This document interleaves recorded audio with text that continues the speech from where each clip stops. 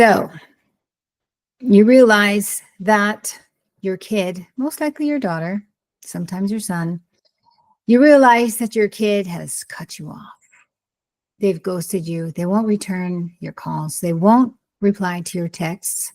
Nothing. Complete silence. So you realize that you are in this alienation thing.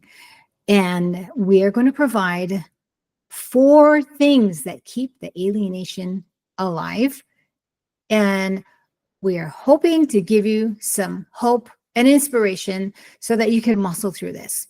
Hi, my name is Annie, and this is Grand Alienation. We are a resource for alienated grandparents, and we hope to provide some insight, some knowledge, some stats, and some hope for you in this alienation trend.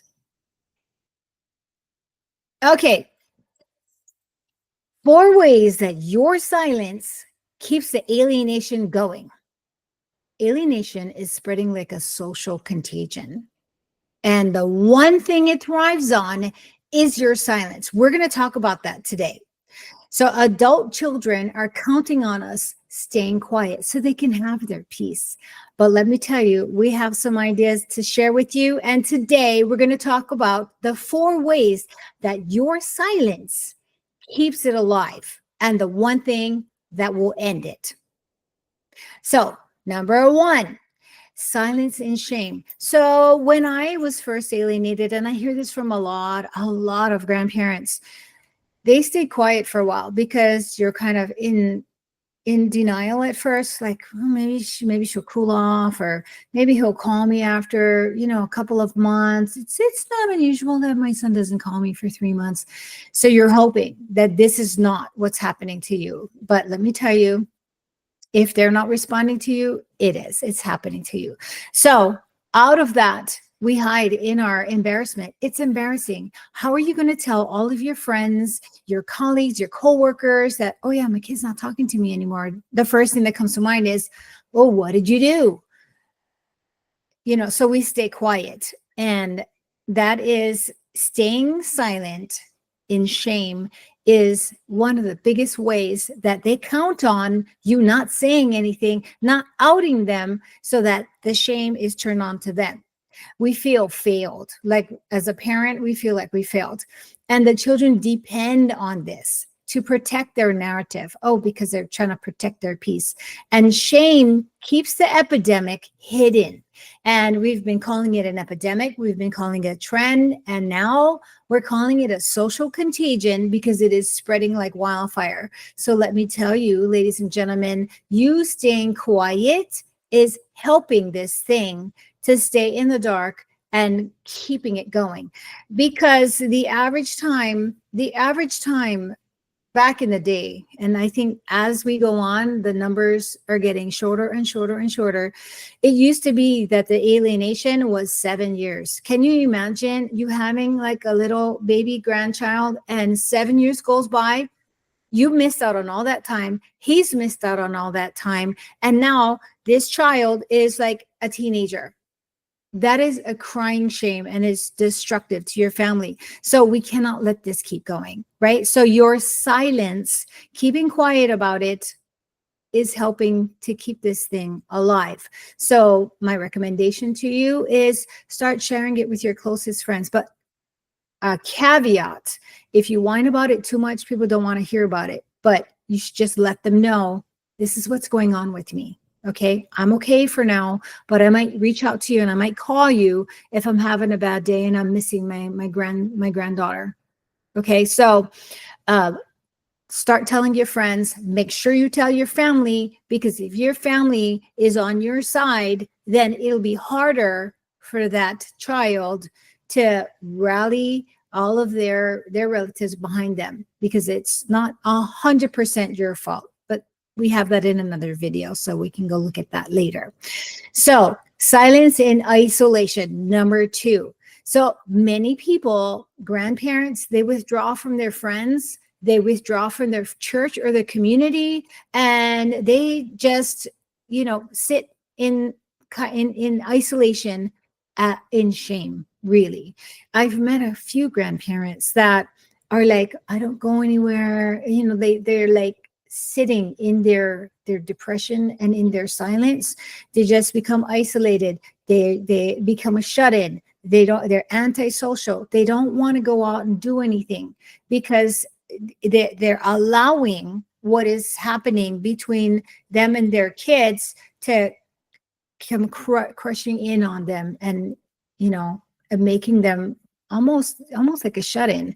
So they fear judgment, so they keep their mouth shut. They don't want to say anything to their friends, or like, oh, they don't want to hear about it anymore.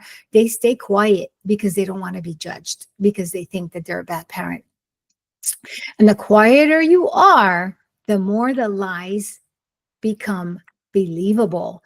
And let me tell you, in order to keep, because you get mad at your parents for one thing, and then in order to keep that anger going and keep that reason for estranging your parent, being estranged from your parents, to protect your peace or whatever you want to call it, they have to keep coming up with new reasons to be mad at you.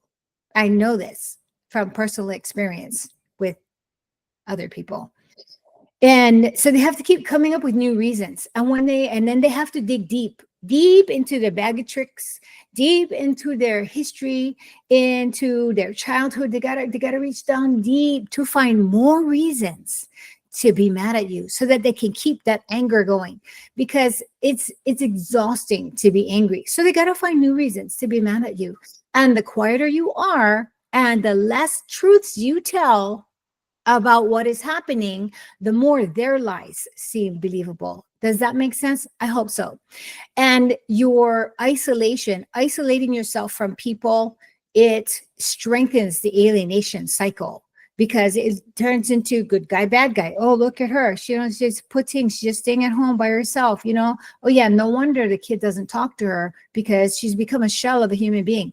Don't do that. You have to be out there. You have to be, and they say that go live your best life, fake it until you make it. Get out there, go back to church, go play cards with your friends, go to the movies, find somebody to go to the movies, because when you are out there and you are actively participating in society, then endorphins start to fill your soul, and you start feeling like a human being again. So I would encourage that. So that's another way that your silence is keeping this thing going. So turn that around and get out, talk to your friends, and let them know what's going on. Not in a nagging, kind of whiny sort of way, but when they ask, because people ask me all the time, how are you doing? Because they know it's still going. Everybody wants to know, how are you doing? And then, so I share, and then you share enough already, because you cannot keep whining about it. Otherwise, they're going to stop asking. Okay. But share it with your friends. Put it out there that this is happening, because you don't want the lies to become the truth. Number 3, silence against false narratives. So the adult children, again, are spreading lies, or they're twisting their stories. Now, this is a thing that comes from therapists, and why the therapist industry, or therapists, there are certain ones, especially the young ones that are just kind of graduating from college, who are learning about protecting your peace, and as alienating people who don't serve you, just cutting people out of your life, because that's how you deal with conflict, right? You just cut people out. That is not how you do it. But the therapists are encouraging these young people to dig deep into their childhood, to look for reasons why your mom is toxic or your dad is abusive, because these stories, when we say twisted, okay, so there are perspectives. So I have a memory of something, and my kid has a memory of something. They don't always match, because it comes from their perspective. It doesn't mean that my story is right and yours is wrong. It's just our perception of how we remember that occasion from a long time ago. Now, if you are like in your mid 30s, early 40s, and you remember something from when you were 2 or 3, that's going to be completely different from your parent who was in their 30s and remembered what happened during that time. Again, the memory is not right or wrong. It's your perception of what happened at the time. But these therapists are having their patients dig things up and look for a reason to continue the estrangement. So also note that that's going on. And you can see a lot of that on social media. And that's why we call it a social contagion. So, and grandparents, we don't correct them because we fear, we are afraid that they're going to, be mad at us or alienate us. But just know that your perception and their perception is completely different of their childhood memory. And your silence let false stories become truth to outsiders. Without your voice, the lies become louder and louder and louder. Number 4, this is a really dangerous type of silence, and this you have no control over because you're not speaking with they won't let you speak with your grandchildren, but the kids are growing up hearing only one side of the story, whether they're painting you as a monster, or they make the children afraid of you, or telling the kids that, oh, your grandma doesn't love you. These are sick and fake things to say to your children, but it is happening. Believe me, because this is the only way that they can continue this 7-year estrangement of their parents when they cannot even remember why they were mad at you in the first place. So they spread lies. Then without your voice, they assume that this fake story is real without me demonstrating who I am to my grandchildren. They will never know. They're going to grow up because you know what? Between the ages of 4 and 7, that's a huge difference. You guys know because you have kids. The difference between the maturity level of a 4-year-old and a 7-year-old is like huge. So if they keep telling these stories to these kids, and without you demonstrating how much you love them and how much you want to just give them the world and create great memories, that's all I wanted to do, is create great memories for my grandson. Because my grandparents, my maternal grandparent, she passed away before I was born. And my father's mother, she lived thousands of miles away. For a time, she lived in Germany. So I didn't have any of those, like, baking with your grandma or painting or finger painting or going to the zoo. I didn't have those things with my grandparent. So I wanted to do that for my grandson. And I did for a while I was able to. In fact, one of my favorite memories, I love to bake, and he loved those little, those they're made out of candy, but they're eyeballs that you can put on cupcakes and whatever. He loved those eyeballs. So I made chocolate chip cookies and I put eyeballs on the cookies. He loved them. So I would I put them in the freezer. I'd only give him one at a time, and I have one left. And I keep it in my freezer for the day that he comes back. Even though that cookie might be a few years old, doesn't matter because he's coming back. Anyways, so you cannot create those beautiful memories with your grandchildren. So they're only going to know one side of the story. So you cannot demonstrate to them how much you love and care about them. So that is another way that this is keeping this estrangement going and going and going. The longer the silence lasts, the deeper the damage. So we just have to put good thoughts out there and just pray that it will end soon, because it's going to end soon. It's not sustainable. And again, I have to say this during every single video: if you are an adult child and you're estranged by you alienate your parents and whatever, if your story is truly toxic, if there's like physical, mental, or any other kind of abuse, I'm not talking to you. Okay. I'm not talking to the people who really need to be protected from dangerous people. I'm talking about baseless lies and just reasons to hop on the trend and like, oh yeah, me too. Oh yeah, me too. My mom is toxic. If that ain't you, then just don't come for me. Okay, so Here is the thing that I think is going to break this thing and break the science. The cure. This is the cure. So speaking out destroys the epidemic. So if you take your phone out and make a message and post it on Instagram, TikTok, Facebook, wherever you want to post it, talk to your grandkids. Tell them grandma misses you. And don't mention their names because, that's not safe anymore. But speak to them and tell them, I'm here and I love you, because one day they're going to find your stuff. Okay. So speaking out, you talk to your friends, you make it known that your kid is doing this and that they have no reason that cannot be worked out by having productive conversations. And this is what I mean. I'm not talking about actual toxic people. I'm talking about a disagreement or a misunderstanding. That is not a reason to cut off your family line. So speak out, share openly. You don't have to be shamed anymore, because so many people, it's like one of those things where everybody knows somebody that has been estranged from their kids.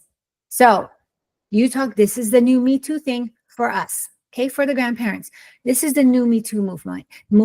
And the movement is, I'm going to out you.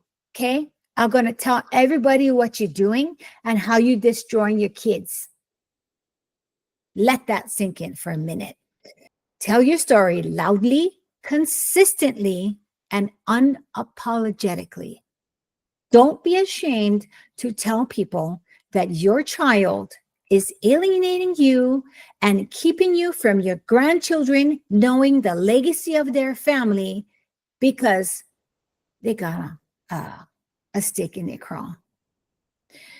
And then finally, make alienation shameful for the adult children, because if we all do that, if you guys all hop on your phone and you make your videos and you tell people that your child is not letting you see your grandchildren, you talk about your family legacy, speak about how you feel about it, how it's making you depressed, and how it's affecting your life, etc.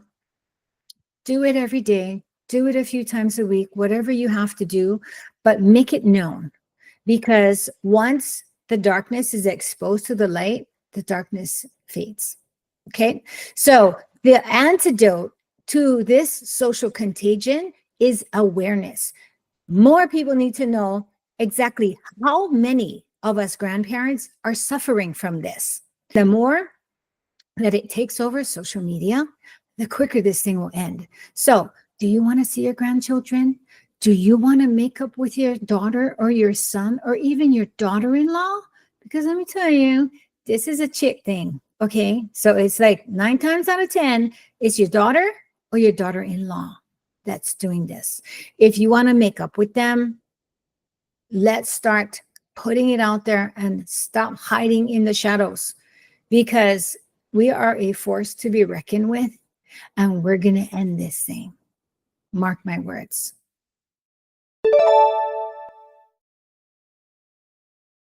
Tell your story loudly, consistently, and